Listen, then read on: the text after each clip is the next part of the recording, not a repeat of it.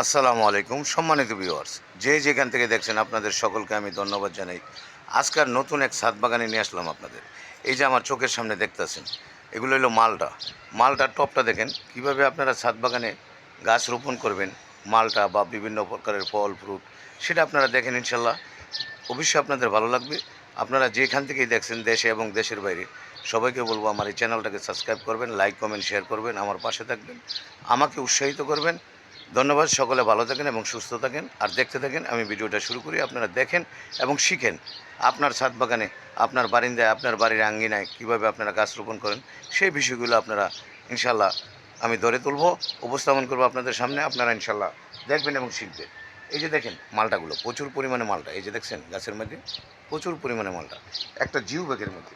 এই যে দেখেন জিও ব্যাগটা, এই জিও ব্যাগের মধ্যে এই গাছটা রোপণ করা আছে। ঠিক আছে, ঠিক এইভাবে আপনার ছাদ বাগানে আপনি একটা জিও ব্যাগের মধ্যে গাছ রোপণ করবেন, ইনশাল্লাহ আপনার আশা করি ভালো ফলাফল পাবেন। দেখতে থাকেন। এর পাশে এখানে বিভিন্ন প্রকারের গাছ আছে। এই যে দেখেন আনারের গাছ, এই যে দেখেন আনারের গাছ, এই যে আনার দেখতেছেন, এই আনারের গাছ একটা জিও ব্যাগের মধ্যে। জিও ব্যাগে কীভাবে আপনারা গাছ রোপণ করবেন ছাদ বাগানে? জিও ব্যাগ কিন্তু 10-15 বছরের কিছু হবে না। আপনারা চাইলে আনারের গাছ, যে কোনো ফল ফ্রুটের গাছও জিও ব্যাগে রোপণ করতে পারেন। দেখতে থাকেন, ভালো লাগবে। গাছটাও বিশাল বড়। এবং এই যে নিচে আমি দেখাই, এই যে দেখেন জিও ব্যাগটা, এরকম আপনারা জিও ব্যাগের মধ্যে কিছু পরিমাণে মাটি দিয়ে ছাদ বাগানে আপনারা গাছ রোপণ করবেন, ইনশাল্লাহ ভালো ফলাফল পাবেন। আর লাস্টিংও করবে বহুদিন, প্রচুর পরিমাণে। তবে ড্রাম থেকে খারাপ না, মোটামুটি ভালো। তবে ড্রাম হলে আরও ভালো। যাই হোক, এখানে আর একটা আপেল গাছ আছে। এই যে দেখেন বিশাল বড় একটা কাশ্মীরি আপেল গাছ। হ্যাঁ, এখন আপেল নাই। ঠিক আছে, এই একটা গাছ, এটাও একটা জিও ব্যাগের মধ্যে এই যে রোপণ করা আছে। আপনারা দেখেন, এরকম জিও ব্যাগের মধ্যে আপনারা বিভিন্ন প্রকারের ফল ফ্রুটের গাছ চাইলে আপনারা রোপণ করতে পারেন ছাদ বাগানে। ইনশাল্লাহ আশা করি ভালো ফলাফলও আপনারা পাবেন। এরপর আসেন, এখানে দেখাই আপনাদের। এই যে দেখেন, এটা একটা দারচিনি গাছ। এই যে দারচিনি গাছটা দেখেন, এই দারচিনি গাছটা কত বড় হয়েছে। এখান থেকে যদি কিছু ছাল বালকা নিয়ে তরি তরকারির মধ্যে ব্যবহার করেন, ইনশাল্লাহ আর কী লাগে, একটা পরিবারের জন্য যথেষ্ট। আপনারা চিন্তা করবেন, মাথায় রাখবেন সবসময় আপনার পরিবারের জন্য আপনারা কীভাবে হ্যাঁ গাছগাছালা লাগাই প্রয়োজন মেটাবেন, সেটা আপনারা খেয়াল রাখবেন। আর গাছের পরিচর্যা করবেন। এই যে পাশে একটা আপনার পেস্তা আলু বলে এই গাছগুলো, যেটা আলু আপনার উপরে হয়, সেই আলু গাছও আছে এখানে। সবগুলোই আপনার জিওবাগি।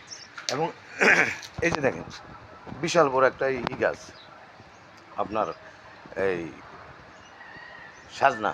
এই যে সাজনা আমার পিছিয়ে দেখতেছেন, এই গাছটা হইলো সাজনা। এই যে দেখেন এই গাছটা, এই যে এই গাছটা হলো সাজনা। এটা একটা রঙের ডিব্বার মধ্যে, এই যে দেখেন রঙের ডিব্বার মধ্যে রোপণ করা আছে। এবং গাছটা কিন্তু বিশাল বড় হয়ে গেছে। ঠিক ইনশাল্লাহ আপনারা যদি চান আপনার ছাদ বাগানে এইভাবে বিভিন্ন প্রকারের ফল ফ্রুটের গাছ রোপণ করার জন্য, অবশ্যই ইনশাল্লাহ পারবেন। তবে চেষ্টা করবেন এবং গাছের পরিচর্যা করবেন। আশা করি ইনশাল্লাহ ভালো ফলাফল আপনিও পাবেন, আমিও পাবো। সবাই চেষ্টা করবেন, যারা আমার ভিডিও দেখেন, যারা আমার সম্মানিত ভিউয়ার্স, সবাইকে বলবো আপনার বাড়িতে এবং ছাদে, বারিন্দায়, যেখানে হোক গাছ রোপণ করেন, ইনশাল্লাহ পরিবারের প্রয়োজন মিটে যাবে। যাই হোক, আরও আসে দেখায় আপনার এখানে বিভিন্ন প্রকারের গাছ আছে। এই যে আনারের গাছ দেখলেন, এটা তো আনারের গাছ। এই যে আমার পিছনে প্রচুর পরিমাণে আনার আছে, প্রচুর পরিমাণে রোদ, যার দরুন আমি ছাতি মাথায় দিয়ে রাখছি। এরপর আসেন, এখানে আপনাদেরকে দেখাই। এই যে দেখেন, এটা একটা সবেদা গাছ, প্রচুর পরিমাণে এখনও সবেদা আছে। এই যে দেখছেন সবেদা, সবেদা আরও আছে। হ্যাঁ, ওই যে দেখেন ভিতরে আরও সবেদা আছে, আপনারা দেখেন, অবশ্যই দেখতেছেন মনে হয়। তো যাই হোক, এই গাছটাও আপনার একটা জিও ব্যাগের মধ্যে রোপণ করা। এই যে দেখেন জিও ব্যাগটা দেখেন, এই যে এই গাছটা দেখেন, একটা জিও ব্যাগের মধ্যে। তো যাই হোক, জিও ব্যাগে আপনারা ফল ফ্রুটের গাছ ইনশাল্লাহ রোপণ করতে পারেন। আশা করি রোপণ করলে আপনাদের ভালো ফলাফল পাবেন। হ্যাঁ, এরপরে আসেন আপনাদের দেখাই, এখানে তেজপাতা গাছ। এই যে দেখেন, এই গাছটা হইল তেজপাতা। এই তেজপাতা গাছটাও আপনার একটা জিও ব্যাগের মধ্যে রোপণ করা। এই যে দেখেন এই তেজপাতা গাছটা, এই যে আমি হাতে ধরে রাখছি, এটাও একটা জিও ব্যাগে করা। আপনারা জিও ব্যাগে, ড্রামে, বালতিতে যে কোনোভাবে গাছ রোপণ করতে পারেন। তবে গাছ রোপণ করার আপনার একটা মন মানসিকতা তৈরি করতে হবে।